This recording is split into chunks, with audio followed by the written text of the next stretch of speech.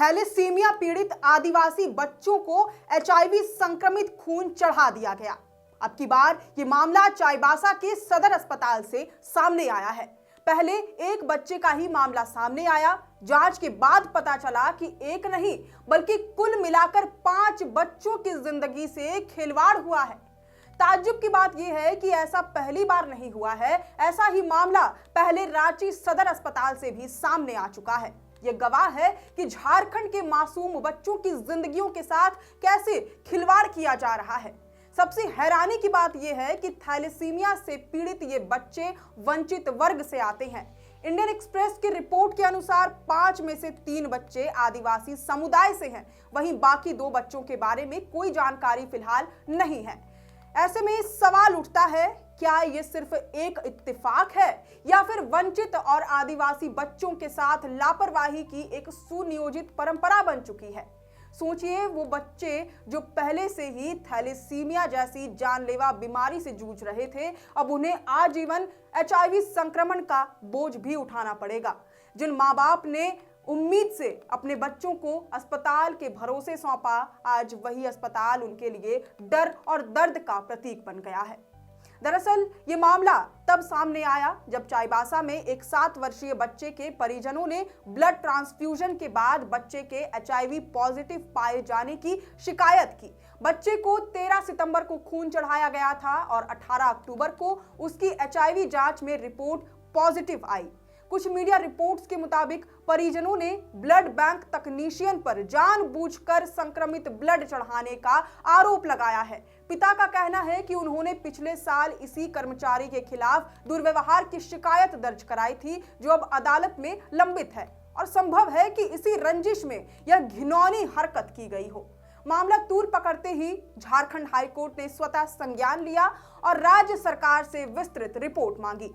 High court ने civil surgeon और स्वास्थ्य सचिव को नोटिस जारी किया है। वहीं राज्य सरकार ने तुरंत एक विशेष जांच टीम गठित की।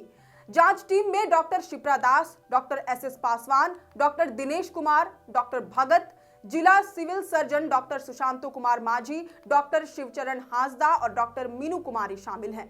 टीम ने ब्लड बैंक और पीडियाट्रिक इंटेंसिव केयर यूनिट का निरीक्षण किया और प्रभावित बच्चों के परिवारों से बातचीत की। टीम बीते कल शनिवार को रांची से चाईबासा पहुंची और अस्पताल का व्यापक निरीक्षण किया। उन्होंने ब्लड बैंक, पीडियाट्रिक आईसीयू और थैलेसीमिया वार्ड का निरीक्षण किया तथा प्रभावित बच्चों के परिजनों से मुलाकात की। आज तक की रिपोर्ट के मुताबिक जांच के दौरान अस्पताल की व्यवस्थाओं की सच्चाई सामने आ गई।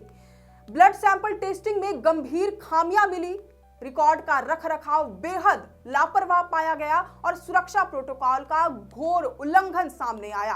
प्रारंभिक रिपोर्ट में यह स्पष्ट हुआ कि ब्लड बैंक में संक्रमित रक्त की स्क्रीनिंग ठीक से नहीं की गई थी।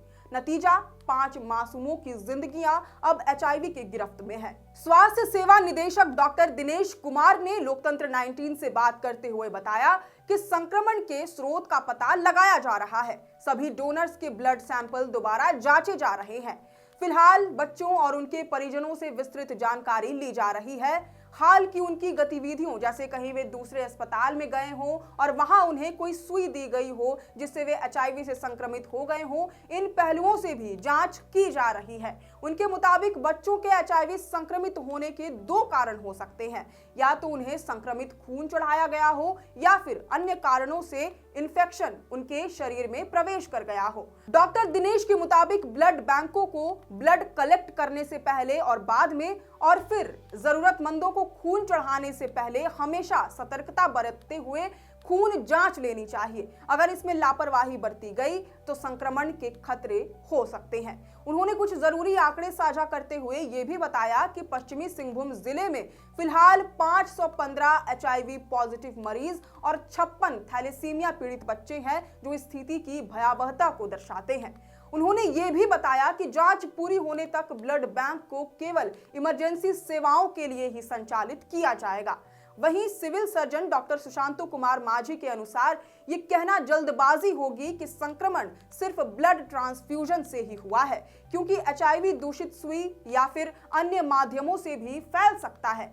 उन्होंने बचाव करते हुए कहा कि ब्लड बैंक में रखे खून की नियमित जांच होती है, नोडल अफसर इसकी मॉनिटरिंग करते हैं। हालांकि जब सारा मामला उसी अस्पताल के ब्लड बैंक से जुड़ा है और सभी संक्रमित बच्चे वहीं इलाजरत थे, तब इस बयान ने प्रशासन की नीयत पर और गंभीर सवाल खड़े कर दिए हैं।